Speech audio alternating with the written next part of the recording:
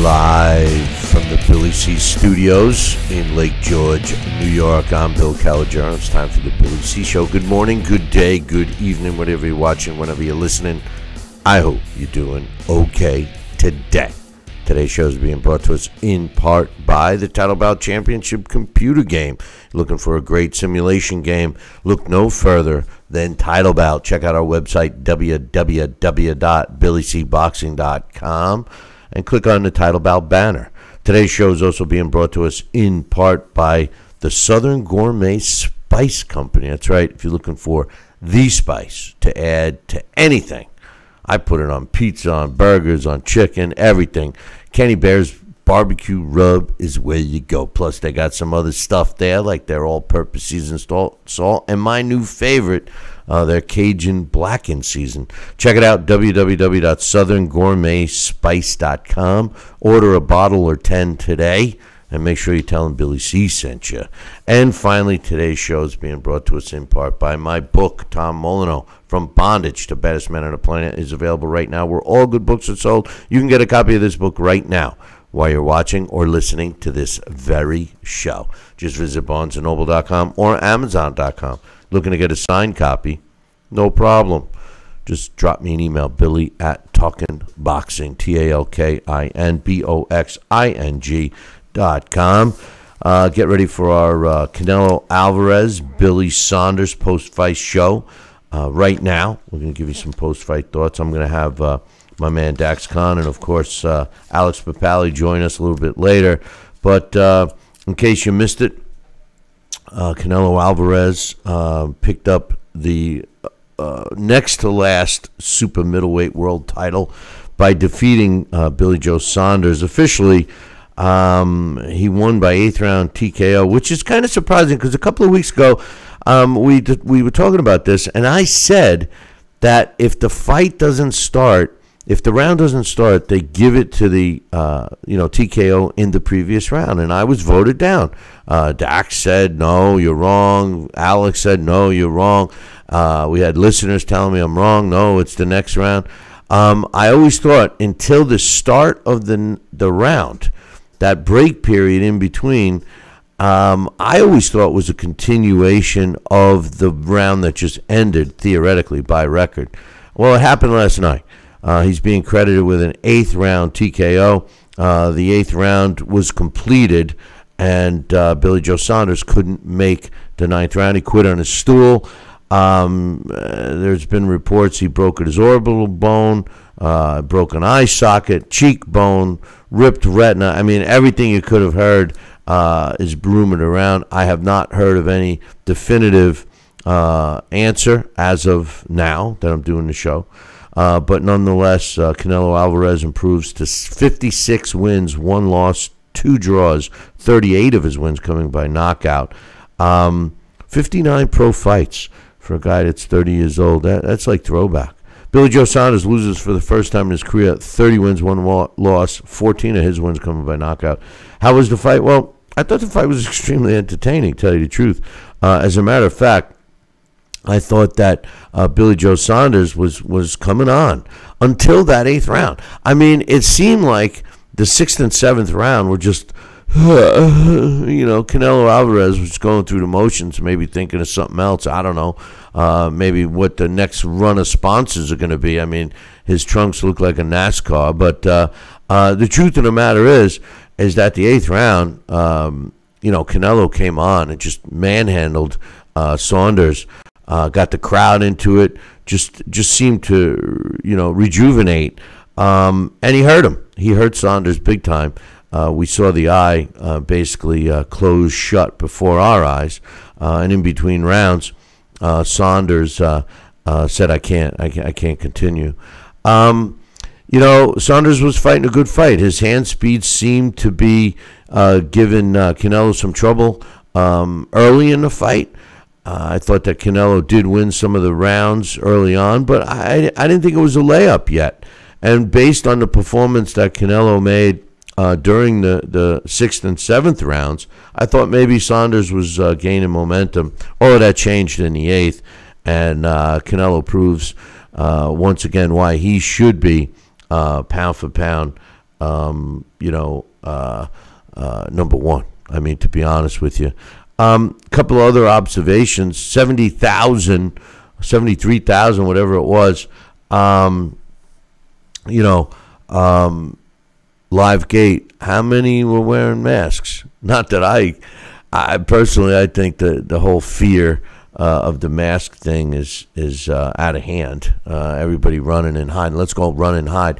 But I found it interesting that Texas, 70-something thousand people, very few had masks on. At least, let's just say the ones that the camera fell on. Yeah.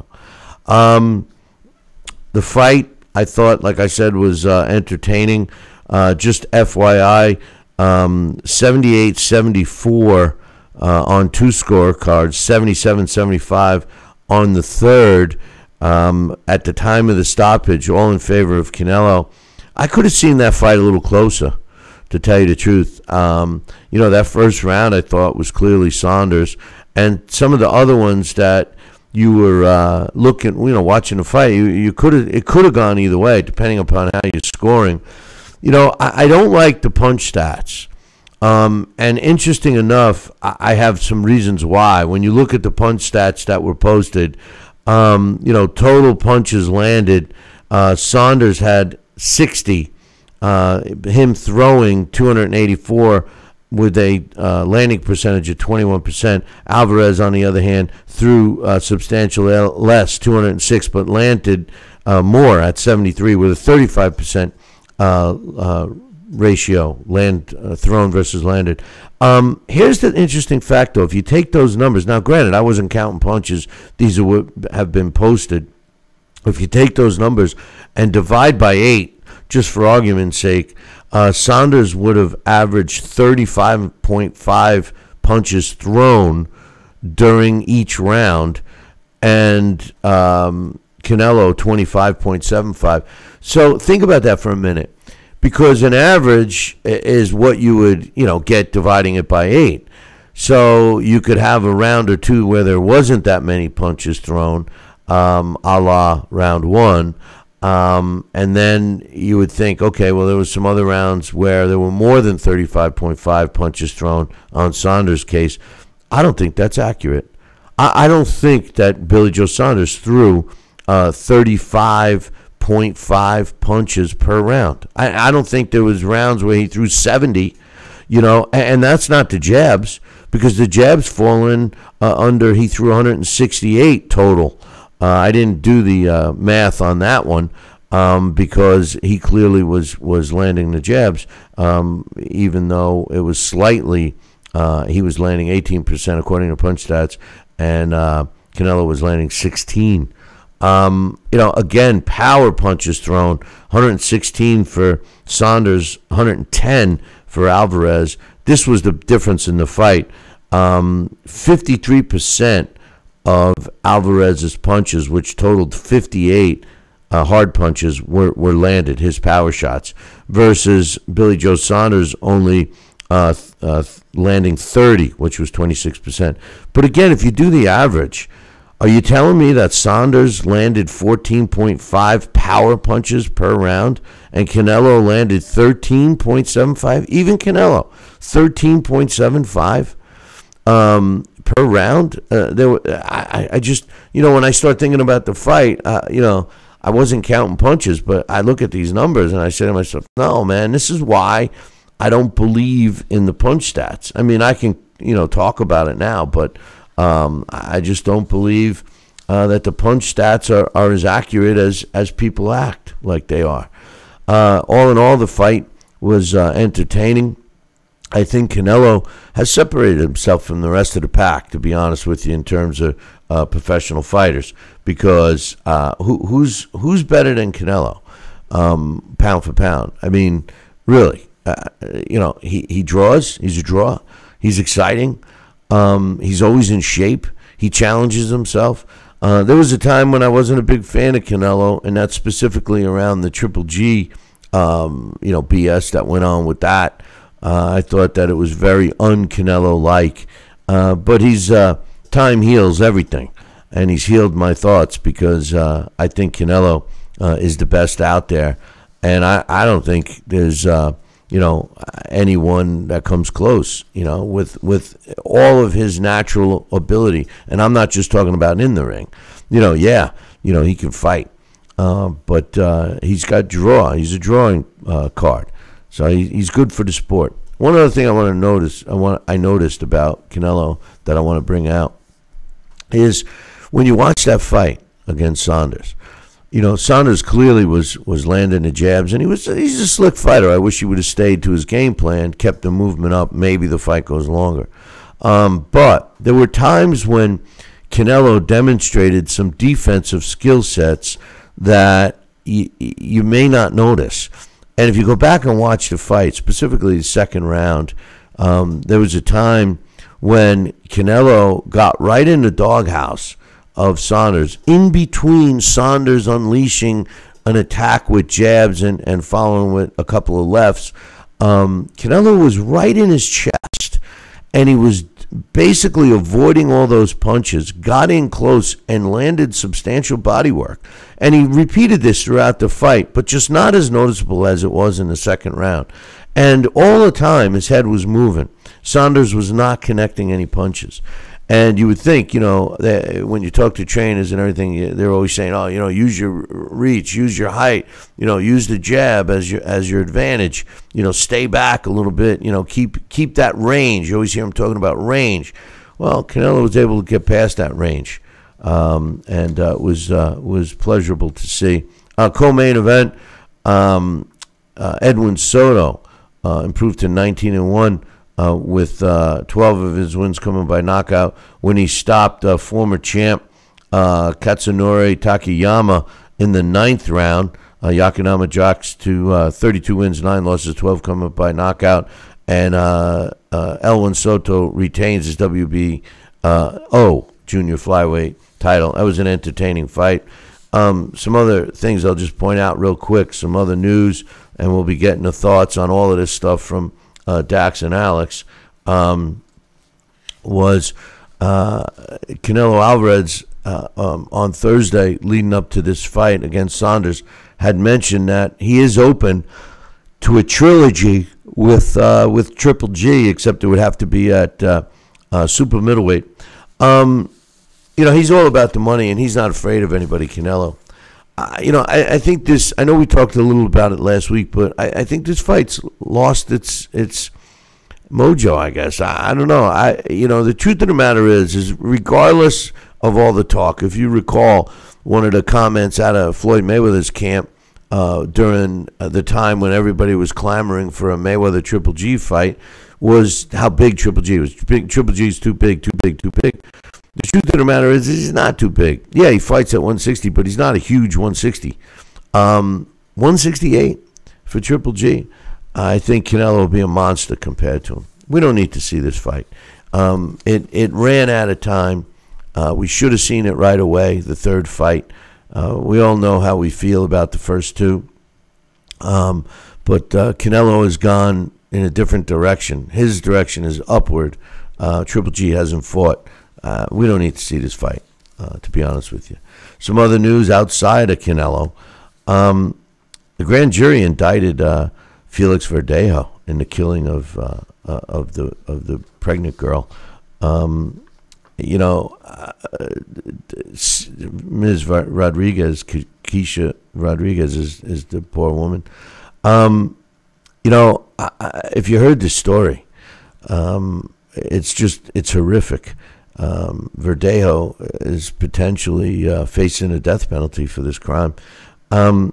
He basically, I don't know if he's admitted, but they had enough evidence to prove in order to at least arrest him and hold him without bail. He's accused of punching Ms. Rodriguez in the face, then injecting her with some kind of substance with a syringe, then tied her arms and feet with wire, tied a heavy cement block to her and threw her off her bridge, and then fired shots into her. Reportedly, she was pregnant with Verdejo's kid. Horrific. It's too bad for all parties. Some other news that's not horrific. and something I agree with and support. Florida have made it official. They're not testing boxers or MMA fighters for marijuana. Prior to that, you could have tested positive for marijuana after a fight, have your win overturned, and now they're not even testing for it. They finally realized that it's not a performance-enhancing drug when it comes to boxing. I mean, anybody that's going to smoke marijuana or eat it or whatever they do is definitely not going to have an edge over somebody in the ring. Maybe after training, maybe after the fight, I don't know. Maybe one night during training, I don't know. But it isn't going to help them during a fight.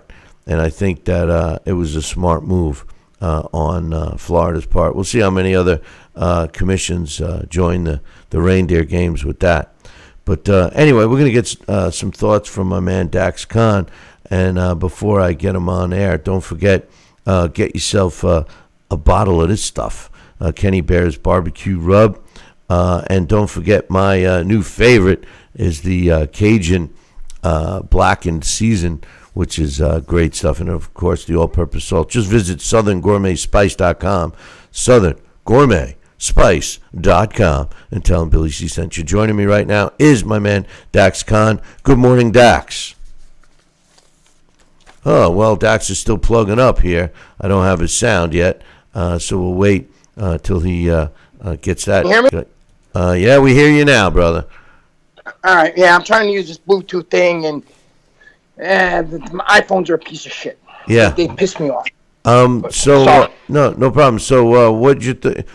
Dude, tell me you're back in your favorite hotel. Yeah, I am, and I was on my way to the fight when it happened. Oh, that's terrible. I didn't realize.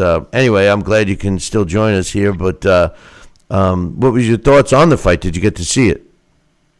Yeah, of course. I watched it on my iPad, and I knew that Canelo was going to win. I thought that Saunders was going to really confuse him for the first maybe 4 or 5 rounds, and then Canelo was going to have to really adjust. But honestly, despite Chris Mannix, who already had early in the 3rd round when they asked his score, he had Billy Joe Saunders winning by knockout at 30 seconds of the 2nd round.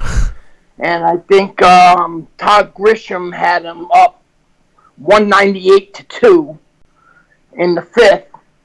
This really wasn't even competition for Canelo, and Canelo has just reached that level. Yeah, Billy Joe Saunders was moving, he was jabbing, but really, they weren't effective. He wasn't outboxing Canelo at any point in time. Anybody who says differently, that everybody is entitled to their opinion. But, Billy Joe Saunders, for a guy that tries to imitate Tyson Fury a lot, Tyson Fury actually follows through with the claims that he makes. Saunders really bashed Callum Smith on how he fought the wrong type of fight. He wasn't prepared. I'm not Callum Smith, and all the different things that he was going to do. And what happened?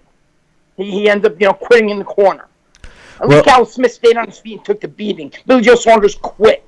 Well, it's funny about the quitting on the stool. I mean, I'm not going to question the injury or anything like that, but with the things he was saying prior to the fight, Dax, we just lost Dax. Dax is not at his normal place, so obviously we're having some trouble connecting with him, and I apologize for that. But it was ironic about the stoppage, or the quitting on the stool, however you want to look at it, because leading up to the fight, Billy Joe Saunders was making statements that he was gonna die in the ring before he would quit, or he's gonna the David versus Goliath. I mean, all these comments that Billy Joe Saunders made, and then it ended the way it did. But are you there, Dax? Yeah, I am. I am. Yeah. So what I was saying was it's kind of ironic because Billy Joe Saunders was making such big statements about how important this fight was. He was ready to make a deal with the devil, to trade his life away to win the fight, and he quits on his stool. What's your thoughts? Yeah, and like I was saying before I started having problems with my Bluetooth here, that for all the talk and all the hype that he tried to that he tried to be just like Tyson Fury, who carries out these game plans and follows through with the things he says. Billy Joe Saunders, after all that stuff he said about Callum Smith, and he was so harsh on Callum Smith, literally insulting Callum Smith, saying how Callum Smith was afraid of Canelo. And what happens? He quits in the corner. And Billy Joe Saunders, outside of that jab, he had nothing else. And if you go back and you watch that fight, the first time Canelo, and they were wide body shots. It's not even like Canelo sat down on him, but he was getting around that right elbow of Billy Joe Saunders. And the first time that one landed clean, all of a sudden you seen it in the face. Billy Joe Saunders just didn't want any more of it. That one shot, that straight right hand is when he landed that. I forget what round it was, but it was a straight, hard, short punch landed just square on Billy Joe Saunders' face. And you're right, it did seem like his whole thought process changed after that fight. But I did think his game plan after that punch. I did think his game plan was actually a good one if he was able to keep it up, Dax, because it did seem that Canelo, at times didn't have an answer for the jab and the hand speed. I mean, he subsequently moved in and worked the body like you suggest, of course, and that's how he won the fight, I think. But it does seem like you can score on Canelo if you can move and be accurate. What do you think? If you go back and look at it, and if you go back when you get a chance to look at our Twitter timeline, I had put out there, I said, Canelo seems to learn from every fight. Because that first round, if you go and you look, what happened is Canelo was actually cutting off the ring. Billy Joe Saunders, he was confused. He didn't understand how come Canelo was cutting off the ring on him. Billy Joe Saunders wanted to pull what he did in the David Lemieux fight. And when Canelo the first time, and it wasn't really, again, because it was such a wide shot that got behind that right elbow of Billy Joe Saunders. When Billy Joe Saunders realized that Canelo can walk him down and corner him and land on him, this was not David Lemieux. And as Canelo landed those hard shots, and the broadcast team talking about, Canelo's missing from the wide, I was like, personally, the way it looked to me was Canelo was throwing those uppercuts. He was baiting Billy Joe Saunders into thinking that making Billy Joe Saunders believe that he was going to be able to clown Canelo, which Billy Joe Saunders, if you notice, anytime he goes in there against somebody who's an inferior fighter, he goes in there, he shows off, he's cocky, he likes to try and embarrass his opponents, and Canelo's just not one of those guys. I noticed at the stare down, if you notice, that you can always pretty much tell Bill, right or wrong, how the night is going to go at the stare down. I don't know about that. I mean, the stare downs, I guess if you can get a legit, but generally to me it's all fluff. I think the fighters that just don't do anything different, like a Canelo, I believe them more than some of the other stuff. But but Saunders is like, they stood there, they were standing face to face. A lot of people like to think, oh, well, the first one that turns away broke in their confidence. It wasn't, they both looked to be very confident. But then all of a sudden, Billy Joe Saunders, when they started, stepping away from each other, all of a sudden he had to put his finger up and he had to start some antics. And he didn't give him the middle finger. He just put it up, as if I'm number one. And Canelo just slightly shook his head and said no. He wasn't even bothered. It was just, it was kind of like a message on, kid, you're not even in my league.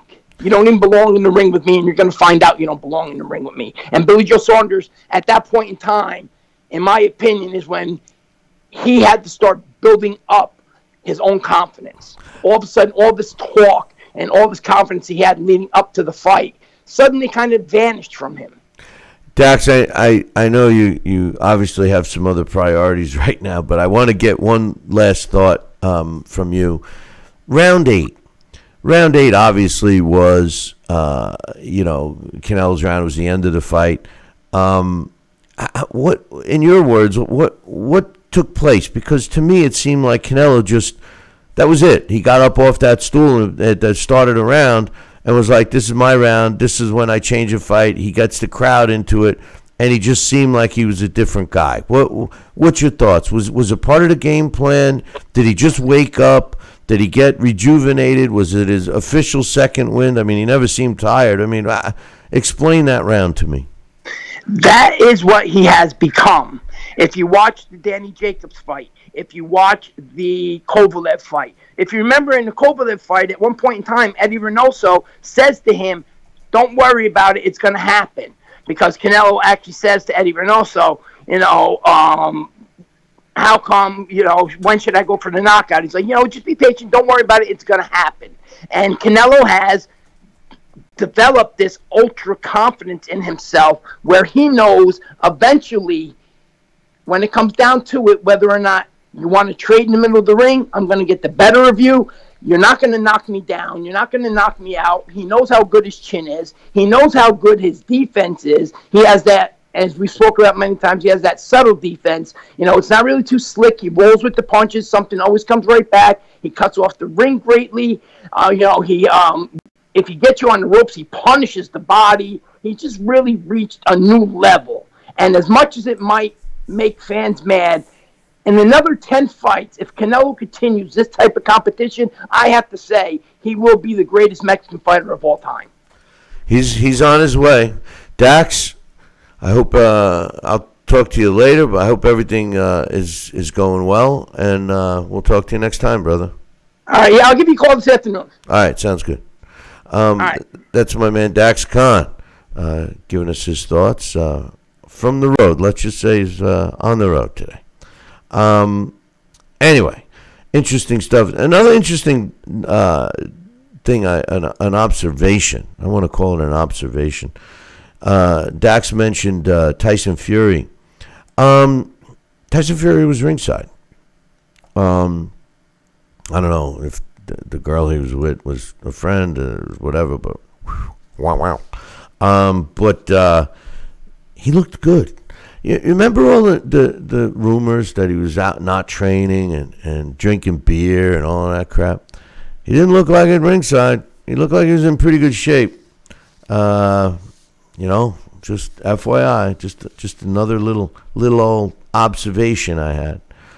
Speaking of making an observation, don't forget to get a copy of my book right now, Tom Molyneux, From Bondage to Baddest Man on the Planet. You can get it. Just go to Amazon.com. It's simple. Tom Molyneux, From Bondage to Baddest Man on the Planet. Joining us right now is my man Alex Papali. Good morning, Alex. Good morning, Billy C. How are you? Oh, I'm doing good. Before we get into Canelo, what's your thoughts on Florida no longer testing combat fighters, MMA, boxing for marijuana? I like it. I might have to start my career down there. That's the thing.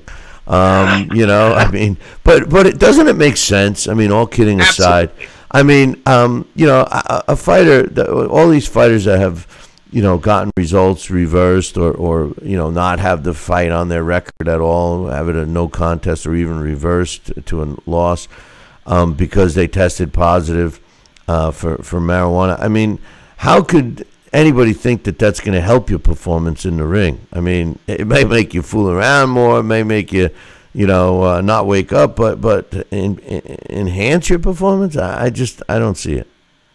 Exactly. I mean, it's one of those substances that, why was it ever on the list? In the couch. Somebody told me that once. In the couch. Yes. But anyway. Canelo Alvarez stopped Saunders in 8. It's officially an 8th round TKO. Didn't we have this conversation? Didn't you and Dax and some listeners all tell me I was wrong? And I had to concede and say, yes, you guys, I guess you're right. But I always thought that the round didn't end, it was the time in between was actually the continuation of the previous round, not the beginning round. And I think it was proven, at least in this case last night, that I might have been correct. That's right. Yeah. I don't remember really arguing about it, but I do. Oh yeah, you were. You didn't talk to me for a whole week. We didn't even do a show. Oh yeah, it was. It was. You said I was dead to you. I mean, I had to patch things up, man. Yeah. No, you were upset. I cast you out. Yeah. Yeah, it is one of those things because, and I guess maybe the logic is that 8 rounds were completed. The 9th round did not start, so you just consider TKO, because it usually, I don't know, usually you do see like TKO after 8, but if you don't, if they're not being that specific in what happened, you might just see TKO 8. I guess. Well, now in the digital age, they could be much more descriptive. They could say, in the pure record book, instead of just having win TKO 8, they could have win TKO in between rounds 8 and 9 due to a potential broken orbital bone or cheekbone, or just a flat out I quit victory for Canelo. I mean, we could go that far. That was the thing that it was sort of interesting because we were sort of bookended by 2. Well, the first one, there was no doubt Nagy Aguilera was faking. I shouldn't say no doubt. I'm not in his body, but that punch did not land to the back of the head. It brushed over his neck, and the drama. Did you see him on the ground? He was acting like the doctor couldn't even touch the back of his head. Which fight?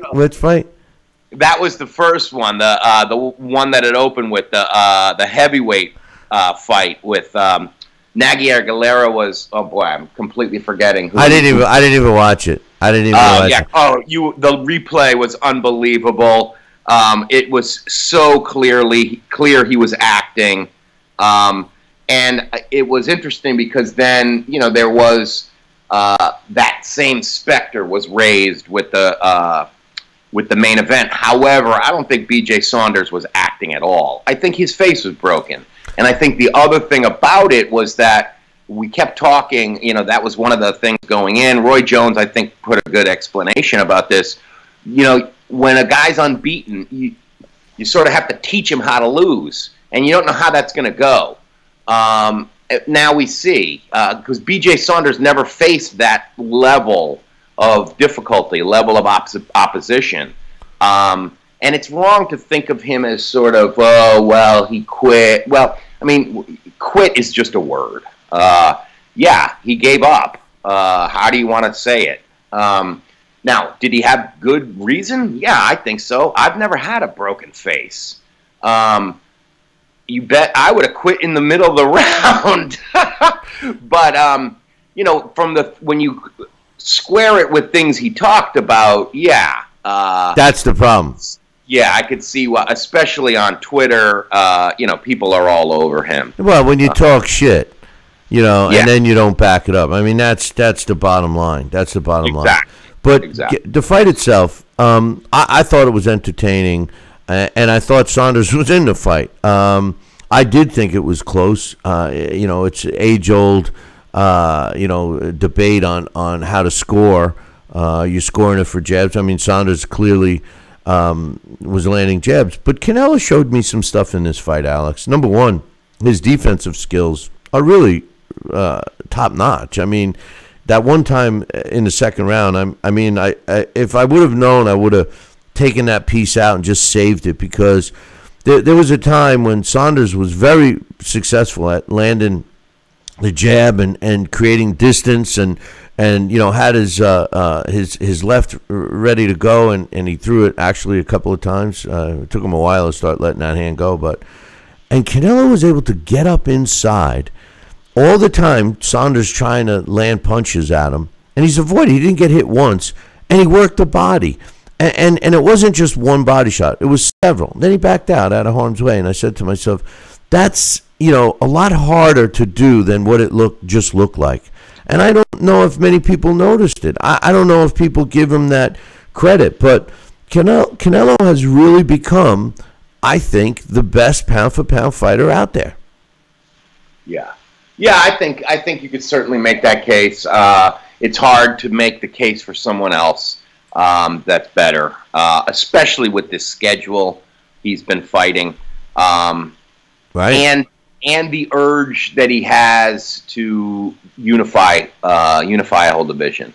I think that would be great if he fights again in September and fights Caleb Plant. Yeah. I think that would be good. And it really, he is setting a standard for the whole sport, which for the premier fighter to be that active, I think that's going to have long-term effects on the sport. I hope so. I hope so. I hope you're right. And he's also changing that. Where real boxing people that are real boxing fans are starting to look more at Canelo and that bitter taste of Floyd Mayweather and his running and his fighting safely and cherry picking opponents and fighting once a year. All of that's being kind of kicked to the curb now. Now we're expecting to see Canelo in September unify the title. We're expecting it. We're not hoping it happens. We're expecting it, and we have faith in Canelo to do it. Something that we never had faith in other top fighters. I mentioned Mayweather because he was, him and Pacquiao, the most recent two that dominate the sport as well as much as Canelo is right now. And it was a different mindset. You know what I mean? Does it make sense? Oh yeah, yeah. I think that has been the tradition, is that the premier fighter in the sport fights twice a year. Canelo's changing that. He's making it more like 4 times a year. And he's fighting good. I mean, with the exception of Yildirim, I mean, he's fighting quality guys. He's not cherry picking. I mean, you can make the argument. I mean, there's always somebody say, "Oh, he's cherry picking." Well, who else you want him to fight? Right. Like in the super middleweight division, he's cleaning out, and I like this weight for him. I think this is his perfect weight right now. It does seem like it, and I think that was one of the things that was interesting. Going into this fight, was everybody kept talking about, well, he has trouble with slick southpaws. Yeah, but that was at 154 pounds. He's bigger now. He's almost a whole different Canelo at 168, and I think the speedy moving guys at 168 aren't as speedy, aren't as moving as they were at 154. And I think, if anything, his speed is comparable to anybody at this point. So I do think that that was one of the reasons why I don't know. I didn't think B.J. Saunders won more. I think I gave him 3 rounds. Yeah, so did I. 3 rounds. I think there was a couple of cards I did see that had him up by 1. I didn't see that. I didn't think that he, was showing Canelo anything that Canelo wasn't going to figure out. To me, because that was definitely the feeling in the Kovalev fight. There's this eerie, patient confidence about Canelo that is really nice to watch, because he doesn't lose his cool at all. No. If he looks around, it's like, that's okay. That was part of the plan, and that's what it seemed like, is that he eased back a little, maybe to let Saunders get a little more confident. And then when he caught him, it really ended up being that one uppercut seemed to have done the damage to his face, because it really seemed that you could see him blinking seriously right after it landed, and as he stepped back. So it could very well be that that's what did happen. I mean, I didn't read anything confirmation that is in fact a broken orbital bone, but it sure seemed like his reaction made it seem like that's what it was. When I saw the camera shot in the corner, and the fact that his eye was not open at all, they had to force it open. I'm saying this fight's going to get stopped. And then when I saw him mouth the words, "I can't," I can't. Then I knew not only is he stopping it, but he's quitting, right? But the thing about that is you would have hoped. Now we can talk about this forever. So here's what we're all tough guys today, and saying, like you said earlier, you would have quit in the middle of the round. We're all tough guys today. He quit on his stool. He quit. He's a quitter. But you say to yourself, do we have enough confidence in the ringside physicians or the referees that would notice as soon as that? Let's say he got up to come out in the 9th round, and the referee's supposed to be looking at them, and they see that this guy's eye is closed shut. Does he call time? Does he call the ringside physician? Does the ringside physician stop the fight? Is it really? Do we let it go to that point? Because if that was the case, nobody would be saying he quit on his stool. But do you let it go to that point? Do you take other chances? Their point is, hey, Billy Joe Saunders is a young guy. His career's not over. It's his first loss. What's your thoughts? That's a tough one, and I think that's why in a lot of states we have that rule that only the referee could stop the fight. That they don't want that decision in the hands of the doctor. I know that does sound a lot of kind of terrifying, but because you're dealing with such a potentially dangerous sport, we don't want to take the medical profession's opinion on this. No. But I think maybe that sort of suggests, because if you were really taking the medical opinion on it, then maybe they wouldn't be fighting in the first place. 73,000 people. Everyone that the camera, I'm sure they were all wearing their masks, but every time the camera put on, I didn't see any masks, which I kind of felt good about. I got to be honest with you. I did feel good about it. And only because it showed that, maybe Americans are finally saying, bafangul to all of this BS, and that they want to go on with their life. And life, we weren't designed to wear masks. Unless it was one of your people, one of your superheroes, You realize you're talking to I know. fan. I caught myself. No, I think the thing about it with in terms of the eye is that we've certainly seen examples of fighters who, despite risk of serious injury, keep going. Now, I think that's the thing about it, is those guys are the exception. But don't we expect that? Come on, man. Don't be BS. Yeah, I think people do. Yeah. And I think that's why there's so many people that, even the Ring Magazine is in a little bit of, I saw a little bit of a back and forth on Twitter, because whoever was doing their Twitter, tweeted Billy No Heart Saunders right after. And then they deleted it. And so, of course, people are all over them. How could you say something like that? And they're right. That's a judgment, That's censorship. Well, and I think he's lucky that Twitter didn't delete his account. The fact that they deleted it, come on, man. Come on. That's problematic. Nobody's saying the comment was right or wrong. And that's the beauty of social media. You get to roast a guy, in front of millions.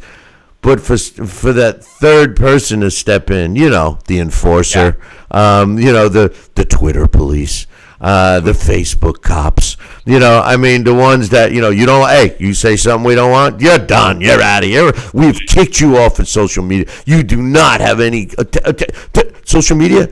You're dead to social media, come on. How ridiculous. I know we're laughing, you're laughing, but the truth of the matter is that's what it is. That's the truth. Come on, you know that. Well, and I think that it is difficult because the nature of social media is that everyone will weigh in, even if they have no, I hate this expression, but skin in the game. Whoa. Be careful. I don't even understand what that means. Just be careful with that. But it is one of those things where, that's sort of the cesspool aspect of the social media thing, is that, it's like what they say about opinions. They're like Well, I guess I can't say, or can I say that? I don't know. I don't know. You can't say much anymore. Hey, hey, this is a boxing show. We were thinking about talking about gardening next. Would you? Yeah, I mean, we have some gardening tips from Alex Papali, but no, Alex. Back to the fight real quick. Punch stats. You know how I feel about punch stats. I mean, I've mentioned it a few times. I'm not that keen on them. I don't mind them as a conversation piece, and they certainly are giving me some data to talk about right now. According to punch stats, CompuBox, if you will, Saunders threw 284 punches in the fight. Alvarez threw 206. So forget about the fact that Saunders only landed 21%. He landed 60%, and Alvarez's landing rate was substantially higher at 35%, and he landed 73 punches of his much fewer thrown. But that averages out to 35.5 punches thrown per round. Now, this fight went, if you divide it by 8, just for argument's sake, this fight went 8 full rounds, all right? There's no way Saunders threw 35.5 punches average per round. I mean, there's no way. I mean, and let's say, okay, well, it's the average, Billy, see? Some rounds he threw more. Okay, did he throw 50 punches in a couple of rounds? I don't know. Everybody goes by these punch stats, Alex, like it's fact. And it's basically someone sitting ringside that's recording what he feels or she feels subjectively is a punch thrown. What's your thoughts? Well, I guess that I did not go back and, audit them and see if maybe one round is off or whatever. But yeah, I don't really have a problem with those numbers because I think that's one of the things about Canelo's style. And quite honestly, it's what in terms of the fighters that I tend to like, I'm not a huge fan of his style. Of course, I love great boxers, and that's what I enjoy more, is that he is the total package. But I like guys who are a hell of a lot busier. That's one of the things that is very, very noticeable about Canelo, is that he doesn't waste anything. He does throw very few punches, and I think that's one of the things that happens when he fights someone, is that he has and this Mayweather did this too, he reduces their output.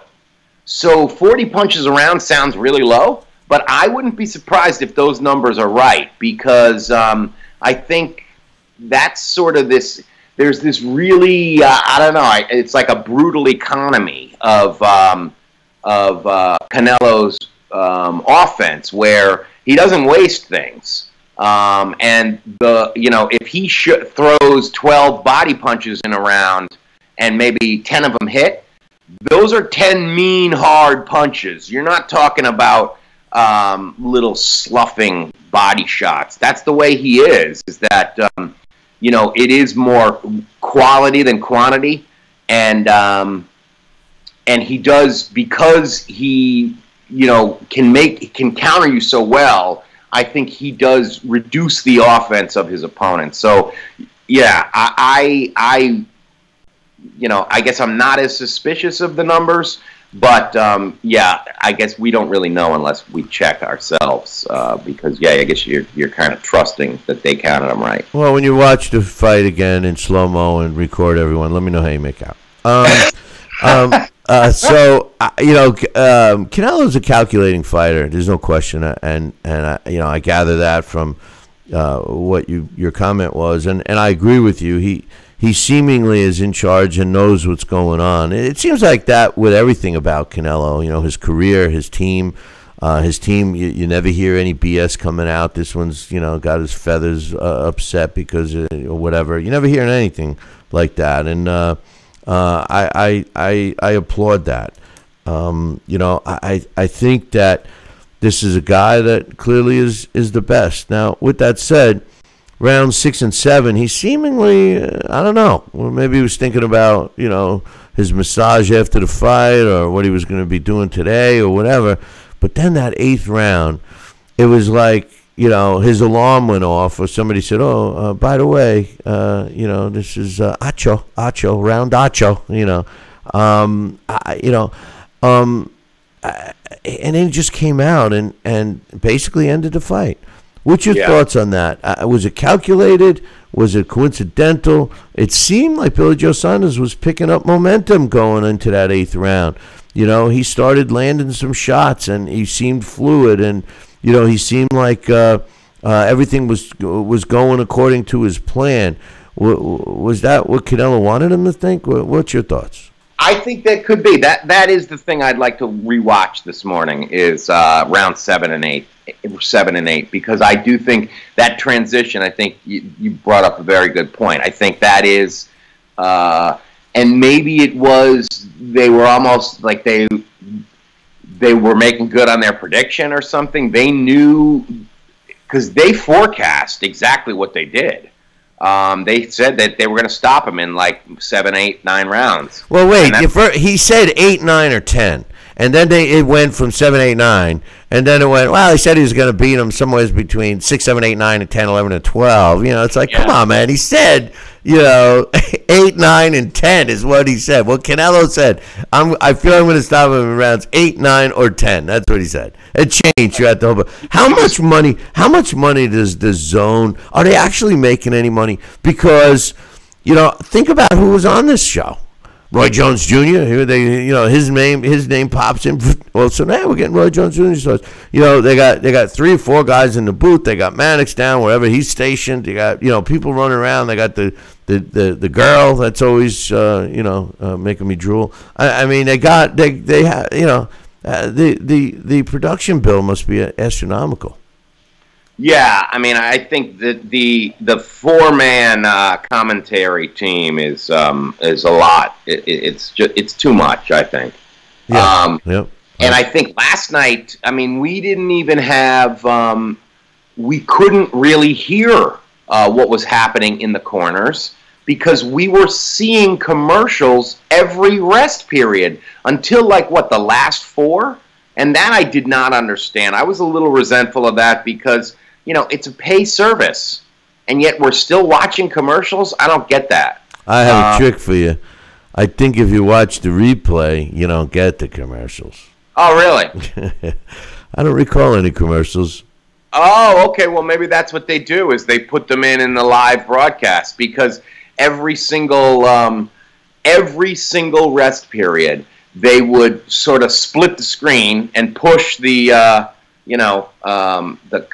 what was going on here, and then in the other side of the screen they'd show like an ad for Hennessy or tequila, the Ryan Garcia Garcia. That's what he could have named his tequila. The tequila ad that he's in, I know ESPN does that notoriously. Yeah, and it was through the whole night, and it just was that was annoying because it's like who is watching this that isn't already paying for it? Is DAZN struggling that much that they had to sell those ads? Well, the ads. I mean, just think of Canelo's check, just his check alone. I mean, come on. And then they got all the rest of the top names under contract. How about the DG? I'm sitting here. I'm like, what the hell does DG stand for? And I'm like, I don't know what it was. And it wasn't until finally he got into the ring that I saw on one of the trainers. It said Dolce & Gabbana. No, he looked like his trunks looked like a NASCAR. He had the value.net and all that stuff on there, But I wonder what Hennessy right on the belt line, But anyway, all in all, with Canelo, a top-notch fighter, arguably the best fighter pound for pound in the world today, has clearly set himself apart from the rest of them. In terms of, challenging himself and all of that. So I thought it was a great win. Moving forward, I do see him unifying the title. No disrespect to Khabib, but I don't think Plant has a chance against Canelo. My question is, assuming that happens, what's next for him? I mean, he seems like a guy that likes to challenge himself. Does he go back to light heavyweight? Does he stay in middleweight and just destroy everyone around him. What do you think? I think he goes to light heavyweight. I think if he beats Plant, which I believe he will, I think he moves to light heavyweight, and I think he would fight. I think even Beterbiev is, even though that he's a monster in terms of punching power. I think that Canelo does everything right. So yeah, if you're gonna fight a guy with massive punching power, I'm sure he could figure out a way to do that. And I mean, Beterbiev's old. Bivol, I think that's the fight. That's the fight I'd like to see, because Bivol, he's a complete package when you give him a chance to be a complete package. I like that fight. I said it last week. Assuming Canelo beats Plant, that's the fight I would like to see before Beterbiev, because Beterbiev, the thing about him is that, yes, he's got thudding power. And the one thing, even though Canelo won by TKO last night, I'm not so sure that knockout. I mean, we saw him knock out Kovalev. Okay, I'll give you that. But I don't know. He doesn't seem to have that one-punch knockout as he's been moving up. No, I agree with you. He does not. And I was trying to explain that to a friend. Excuse me. I was trying to explain that to a friend yesterday, is that Canelo's power, I don't think is, like, if you compared him to, like, past fighters, I don't think it's, like, he doesn't hit as hard as Marvelous Marvin Hagler, but he's an explosive puncher. He's an incredibly good counter puncher.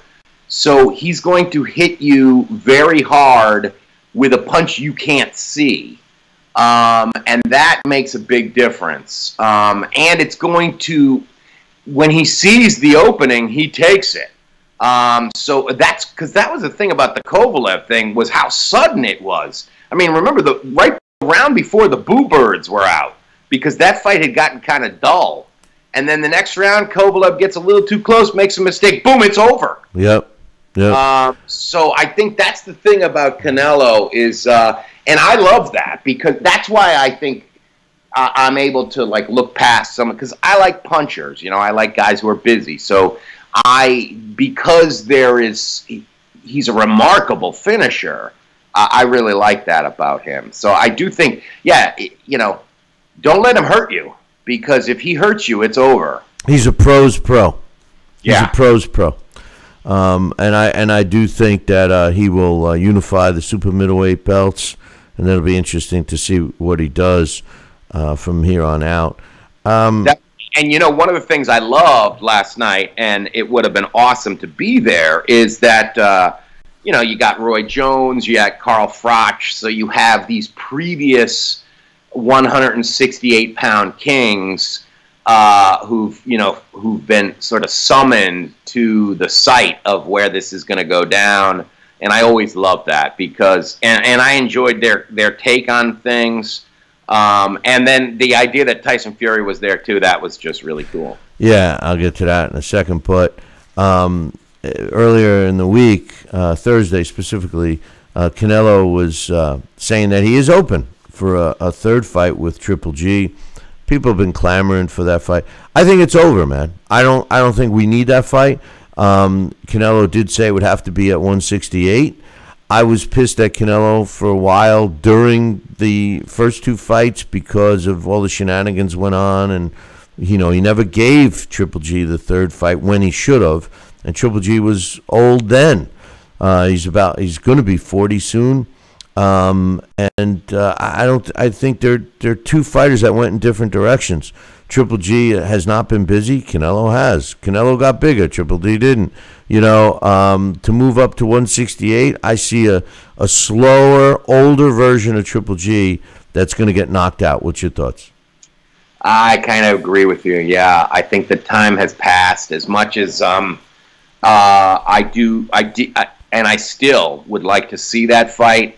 At 168, I think.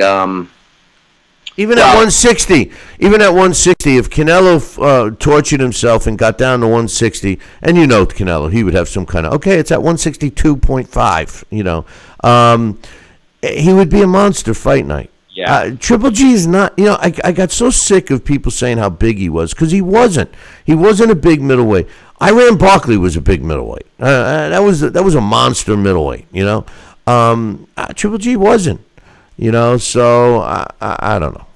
Yeah, it is unfortunate because I think if there was any questions remaining about Canelo, that was where they were. What happens if these guys fight a third time? I think if they fought a third time now, we kind of know. Even though I think if you go back to even last week's show, I think I was like, I want to see him fight Triple G. I know you were. But what I'm saying now is that the fact that they didn't would be more conversation piece and better for the sport than if they do. They already didn't. You know what I mean? Like, in other words, if we had this fight, if we had the third fight 2 or 3 years ago, I'm okay with that, regardless of what the outcome would have been. But now, 2 years later, 3 years later, I think it has been 3 years, hasn't it? It's been almost 3 years. I think, yeah. Yeah. Maybe more. So, I mean, you look at that now, I don't see it being a challenge. I see Triple G getting a payday. I see Canelo saying "I told you so," and everybody saying, "Yeah, well, Triple G is washed up, has been." I mean, there's nothing good can happen out of a fight with Canelo for Triple G except the payday. Nothing good can happen out of it. Speaking, I have a feeling that if we saw it again, I think Canelo might even stop him. Definitely. At 168, I think he would, especially when you consider Golovkin's age and just the fact that it would be brutal because, these guys have done all their feeling out already in the first 2 fights, so they know each other. Conditioning. I see every Canelo's got all everything in his favor. Yeah. At this point, and it's weird because some fights do have sort of a season when they should happen, and then that season's passed. Yep. And sometimes they make the fight anyway. A lot of times they make the fight anyway, especially if the money's available.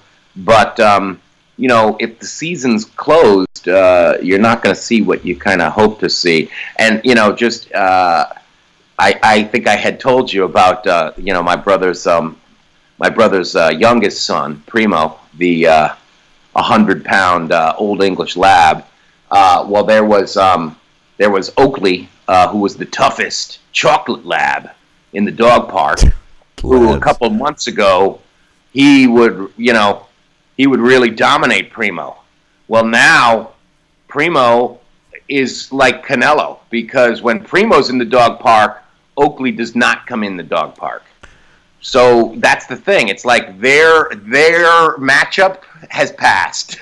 Well, I think Primo should leave the lab dog park and go next door to the Rottweiler park and see how good he does. That's all I'm saying.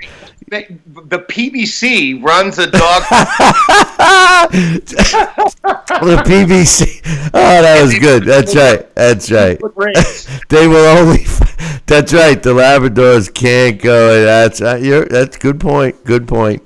But Tyson Fury was ringside, and I tell you, I want to see Tyson Fury, Anthony Joshua so bad. I mean, the sport needs that fight. And all of the stuff that I had heard, it was actually the first time I saw Tyson Fury, since he's been on top of the world, basically. I haven't seen him in months. And, rumor, he's drinking beer, he's fed up, he's not going to fight, he's this, he's that. He looked in better shape last night ringside than I can recall ever seeing him not in training. I mean, he looked slim. He looked thinner last night than he's ever looked. I know he was wearing a funky outfit as usual, but he didn't look overweight at all. What's your thoughts? Oh, yeah, he looked great, and I mean, he was working the room. I love that shirt he was wearing. I loved the girl that was with him. I was wondering about that. Because, it wasn't his wife. Was she with him? Because he's married? I thought so, but maybe she wasn't with him. But Yeah, I wonder. We were wondering. I'm sure if his wife saw that video, she was wondering. Yeah, who the hell is sitting next to you? I know. Well, all of their wives could have said that, because every single shot of the boxing people that were in the audience, there was always that person sitting next to them. Anyway. Well, it is Vegas. Oh, no, it wasn't Vegas. It's Texas. It's Texas. What else could you have 73,000 live fans?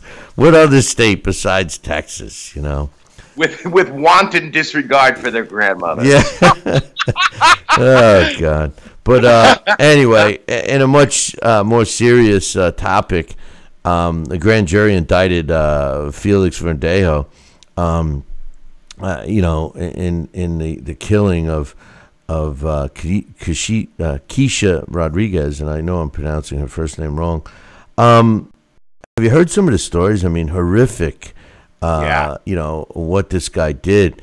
You had mentioned that you felt the defense of boxing ruined my brain defense from his team. You think he's going to be able to use that? I mean, this was pretty. No. Yeah. When I was saying that, I was just sort of grasping because I didn't know all the details. I don't think that has anything to do with what happened here. It's absolutely diabolical when you read the details. And I wonder who it is that's the cooperating witness. I wonder if that's his wife. I heard that it was. Wow. Because the details they have are so elaborate that you think it must have been somebody who was helping him. It's just awful. Someone that wanted that to happen. Yeah. I mean, it's a shame. It's just very sad. That's the thing about our sport, is that there is this stereotype that think, well, all boxers are brutal, criminal people. As you know, Bill, I mean, there's some of the people are the most gentle people I've ever met in this sport. It's weird. That's not true, of course, for all of them, because boxers, like any other profession, are made up of all kinds of people. Some of them are criminal, or at least do criminal things, and this is horrible.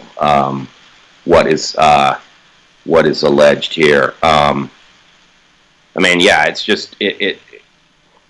I don't know what else to say. I mean, I'm an anti-death penalty guy, so of course I believe that for everybody. But I'm not sure if Puerto Rico has the death penalty. They do, and Rodriguez's own father had said he doesn't want to push for the death penalty.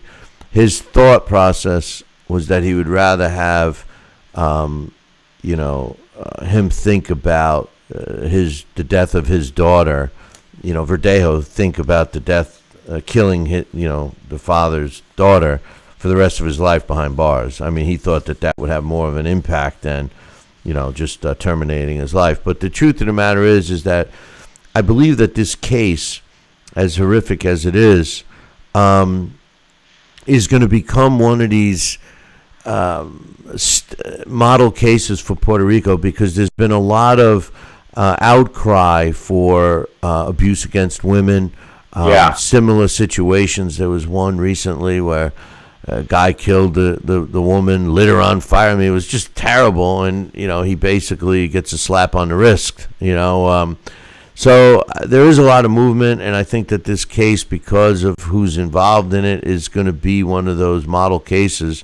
And when somebody's trying to make a statement, specifically a legal system, it doesn't fare well for any kind of a defense in this one. Plus, like you said, I mean, the details of this were sinister, and I mean, how can you prove that it wasn't thought out? I mean, every step of the way is just making it worse and worse to ensure that nobody was going to survive this, but terrible.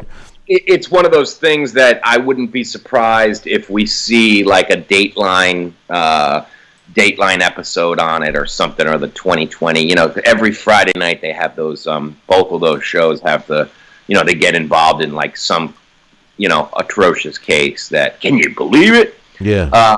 And I think this is it's tailor made for that because of just the levels of horror. And yeah, I think you're right that femicide is a big issue in Puerto Rico. So it definitely we haven't heard the last of this case.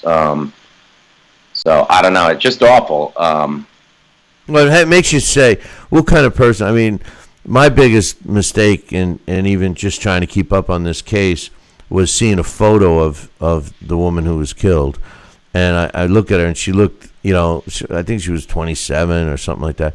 But she looked like such a young girl to me, and she was so pretty. And you say to yourself, oh, she had her whole life in front of her, and this guy snuffs her out. It's bad for boxing. It was the whole situation. I mean, look at all of the people that their lives are going to be ruined over this, not just hers. You know, her families, his families, you know, the kids involved, because he's got other kids with. I mean, it's just such a domino effect, and it's a shame. Depressing. I wish we didn't have to go through that kind of stuff. But in any event, well, like we said, Florida, you could smoke a joint and then go fight the next day. So things are changing. It's I wonder if they named it the Julio Cesar Chavez Jr. rule. Because I'll never forget, that poor guy is the one who got that massive fine for smoking a joint. I know. Well, rumor has it he's already packed and moving to Florida. So, you know, he's packed his pink briefs. yeah. Don't you know his next fight? This is the one he's serious about. You know how he always says, "No, I'm serious about this fight. Serious about that." Right. But yeah, I thought, isn't he fighting in MMA or something? I thought he does have a fight lined up. He's got a fight coming up. I saw it on the schedule. I don't know, but the schedule's kind of light over these next couple of weeks. So we'll have to decide what we're going to do about a show, if we do any topics or anything. He's fighting a pay-per-view. Yeah, I guess it is, against Anderson Silva. Oh, wow. But I thought it was boxing. I think Silva's going into boxing. You got in June, you got Shakur Stevenson's fighting Oscar Rivas and Bryant Jennings. That's a nail biter. You know, at the end of May, you got Josh Taylor and Jose Ramirez. That's an interesting fight.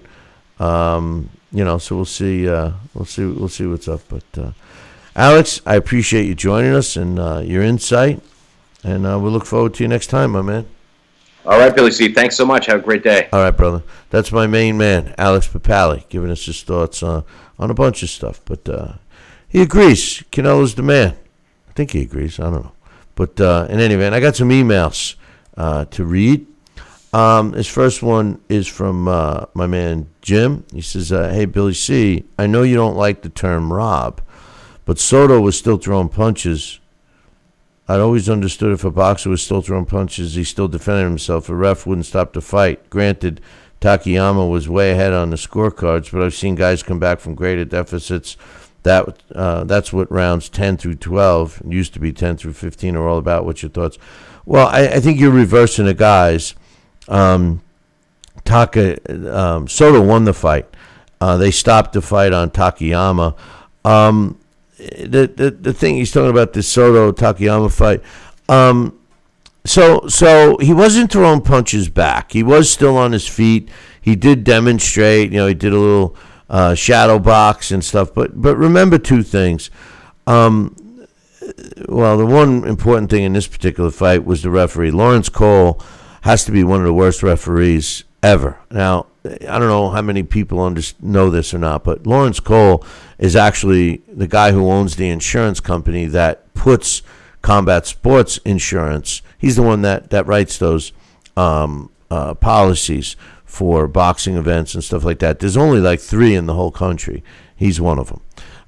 So in case you're wondering why he keeps getting these gigs, maybe that has something to do with it. But in this particular case, as bad as Lawrence Cole generally is, at that time, Takayama was not throwing back any punches.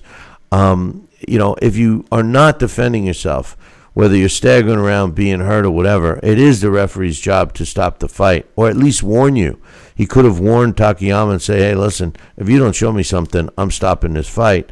It did seem like Soto was in control. He did slow down for those couple of rounds, but he was in control, and he was landing the harder punches. And just for the record, Jim, robbed, when I say I don't like robbed, I'm talking about when you hear fans talk about, oh, so-and-so was robbed when the scores were like 115, 113.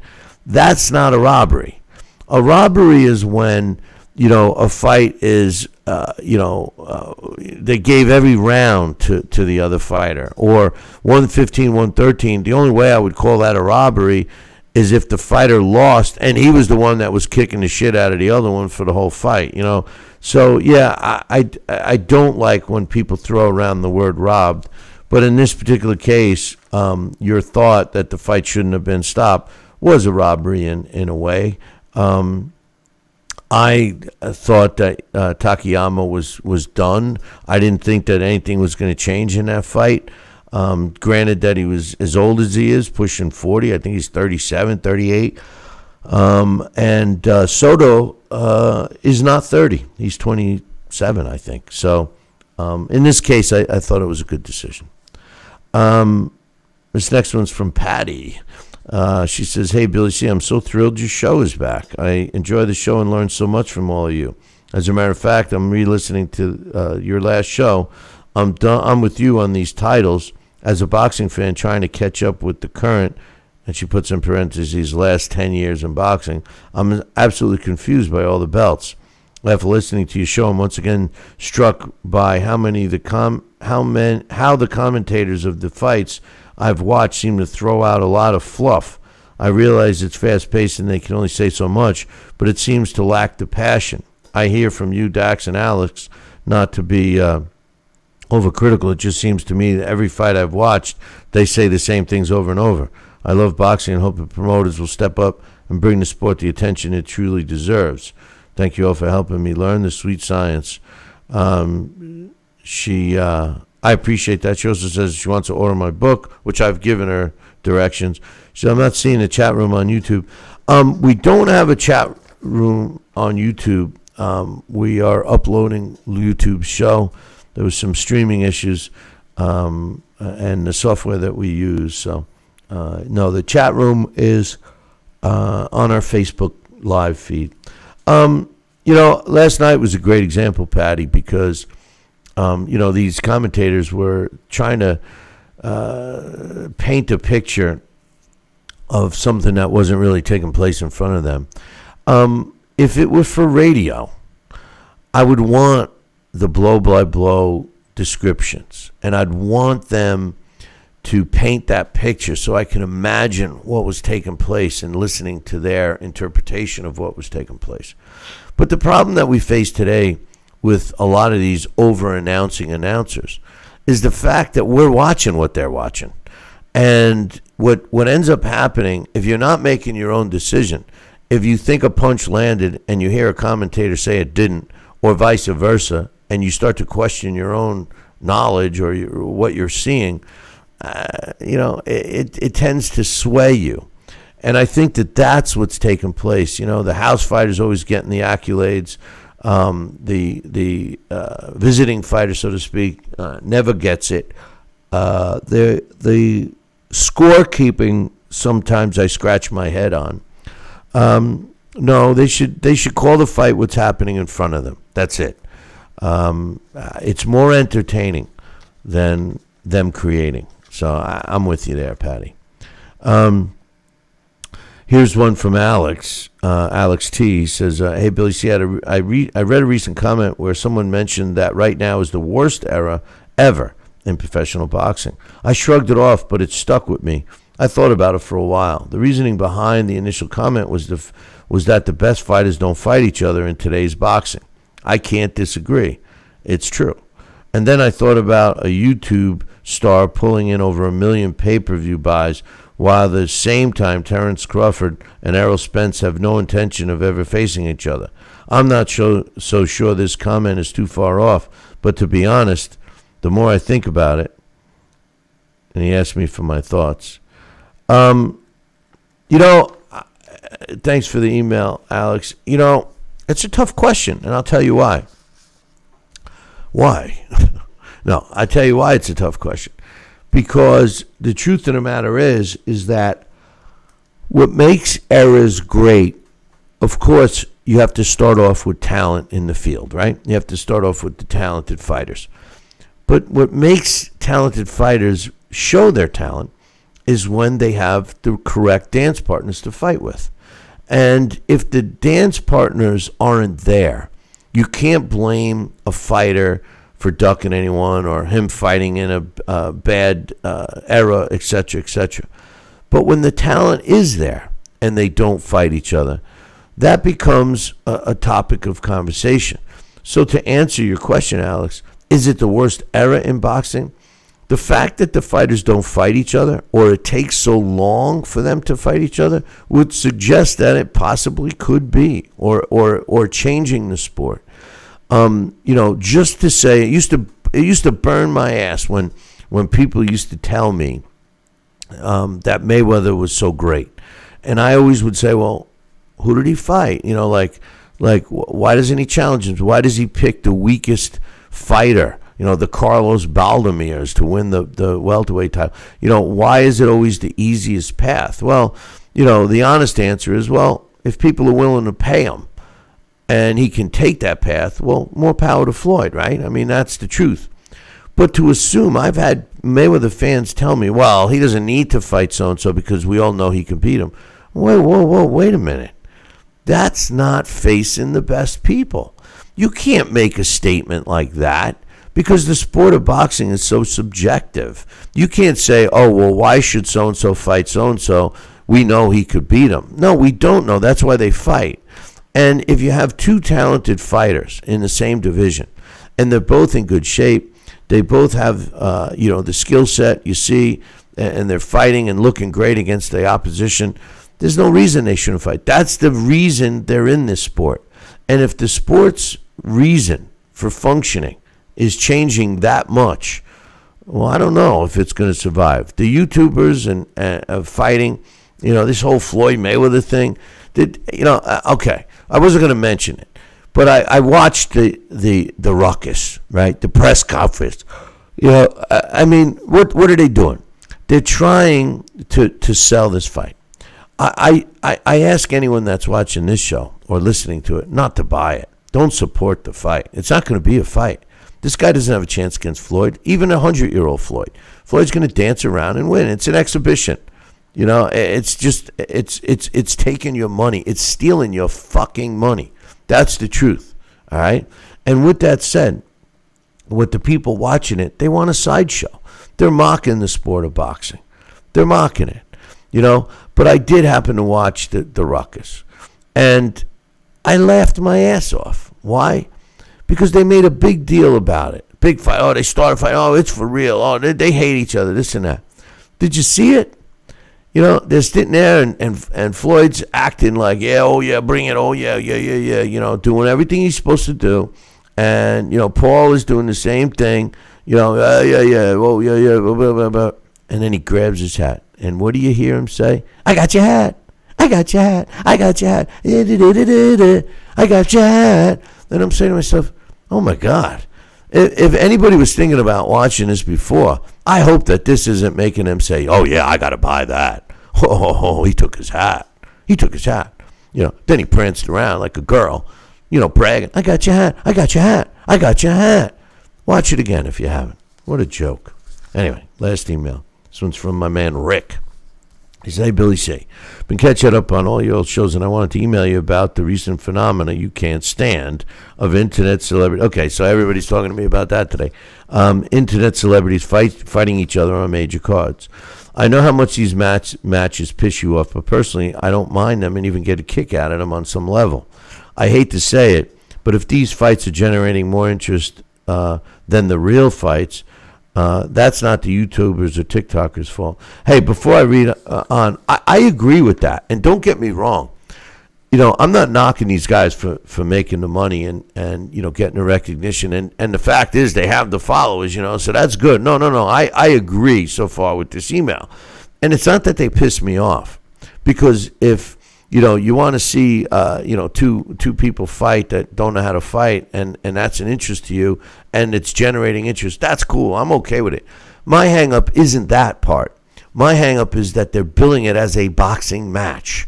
And you're getting people that are coming over saying, "Oh, I'm a boxing fan because I watched, this YouTuber fight a TikToker, and it was great." No, that's like those. Remember the beer? What did they call it? A tough man contest. That's what that's more like. It's not boxing. Tough man wasn't boxing. This isn't boxing. What you're seeing, and the fact that it's being billed as boxing is what eats me up. Anyway, he says, if you ask me, this is what you get when you're constantly seeking out the casual or crossover fans, which boxing has been doing for some time, along with other major sports, which I've also stopped following to a large degree. You and me both, brother. He says, I know in the past you've praised fighters who can draw in these types of fans, but I've never agreed with this or seen the importance of casual fans besides the quick pay-per-view or ticket sales. Casuals do not.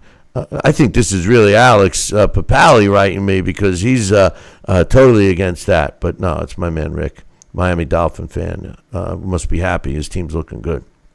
Anyway, he says casuals don't get interested in a sport. They bring the lowest common denominator, and they never bother to learn anything about the history of the game. And yet boxing has no problem forgetting about their lifelong, taken for granted fans if it means getting a few more of these new fair-weather fans on board for a pay-per-view or two. This is one of the main reasons it took me so long to come around to Manny Pacquiao, who I've come to admire and appreciate since coming back from his KO loss to Marquez. But for the longest time, Pacquiao was being marketed as that guy who would bring in that casual fan. I even stopped reading Ring Magazine around that time because it became obvious they were looking for more of these types of readers than someone who had been following the sport for over 30 years. I can't tell you how many arguments I would get into at work with these types of guys who always had the strongest and loudest opinions in the Floyd-Pacquiao debate, yet they couldn't even name 3 opponents of their records and were just repeating talking points they would hear on other shows. Now we are at the point where more people will pay to see 2 internet celebrities with no boxing experience fight each other than they would like to see a major title unification. Like I said, I don't have a problem with it. If casual fans are so great and so valuable, then they must know something we don't. Hopefully, we're in store for some great fights. Aside from that, my bold boxing prediction this week is Canelo will beat Saunders as he has his last 5 opponents. All these guys are starting to look the same. You're 100% right about that, Rick. It's funny. I think the initial intent with the so-called casual boxing fan, is to bring them over to turn them into full-time boxing fans. I've been saying on this show for a long time, and we've had so many, there's been a couple of shows that stick out in my mind, and I would love to replay them, and I can't remember when they were, and I never kept track. We have them all out there in our podcast library and also on YouTube and stuff. I just don't remember the dates and to search it, especially specific guests and stuff, but anyway, the casual boxing fans I've been saying for a long time, what we hoped for was that they would turn into diehard fans. Boxing is the only sport that, doesn't get them. In other words, the generation of diehard boxing fans is starting to die off. Other sports like football and baseball, basketball, hockey, of course. I'm not going to leave out hockey, I guess. Kids are born into a family where they're a sports fan, and the kid is born, and guess what? Dad says you're this fan, or mom says you're that fan, and then that kid becomes a fan, and it's generational. Well, boxing used to be like that too, until the sport kind of changed, and a lot of people lost interest in it, and then people started thinking it was dangerous and this and that, and the diehard fan is far and few in between. And Rick is 100% correct. We have a lot of fans out there that call themselves boxing fans that they don't know a thing about the historical aspects of boxing. Or better yet, you listen to an argument of people saying a guy like Sugar Ray Robinson, who in my opinion was the best pound-for-pound fighter of all time, and they say he couldn't beat this one or that one, and he's not that good. He's got losses. You know, the promoters and media has created a boxing fan that thinks that an O means you're good. Nobody's looking at the opponents and the opponent levels. It's become a big business, which it always was. But now the fighters, it's what they think about, cashing out, which on one hand you can't blame them. On the other hand, if you're a diehard sports, or let me rephrase that, if you're a diehard boxing fan, it pisses you off when you don't see the unifications, where you don't see a Terrence Crawford fighting an Errol Spence. You see Errol Spence at the fights, pounding his chest, showing you he's number one, but who does he fight? Does he find the weakest, youngest, or oldest fighter, an inexperienced or an over-the-hill fighter? That's why Canelo has risen on the top of my list, because he has challenged himself. At the end of the day, I've made this statement many, many times. At the end of the day, in the all-time great list of fighters, Manny Pacquiao will finish ahead of Floyd Mayweather. He will on mine, and he will on most. And despite losing to Mayweather, the reason's going to be simple, because he challenged himself more. He was in more fights. He lost some fights and avenged those losses, when he got the chance, to avenge the loss. That goes down in this sport as being very valuable. Canelo is showing us that he's an all-time great right before our eyes. How many other fighters do you know that are basically in the prime of their life with 60 pro fights under their belt? Canelo's got 60 pro fights under his belt, and he's 30. I don't see his career ending anytime soon. I've never seen him hurt. I've seen him cut once, I think. I've never seen him down. He's never been beaten up. Until somebody opens up a can on him, he's not going anywhere. But I tell you who is. We are. I appreciate you joining this show. I meant for today, okay? So relax. Don't send me the emails. I appreciate you joining us for today's show. And not sure if we're going to be doing one next week. It might be a good opportunity for you to catch up on some of the old shows. And if anybody can ever find the show where we had a caller from San Francisco named Serge, I think it was Sergio, drop me an email. Let me know what show it is. There's some bits off that show I want to pull, and I forgot which one it was. I forgot how many years ago it was. I think this is our 18th year, by the way, in case you guys lost count. It's 18 years we've been doing this show. We had a little hiatus, but we've never not done a show in 18 consecutive years. And of those 18 consecutive years, the majority of them were daily. So I'm proud of that. And we're keeping going for that handful of diehard fans that are still out there. And anybody that's young or maybe stumbled across this show and listened to it first time, give us a chance. We're not the same as some of these other podcasts or shows that you watch or listen to. But I will tell you this, you will learn something. Hey, make sure you tune in next time. Same bat time, same bat channel. Until then, I'll leave you with this. Ciao, baby.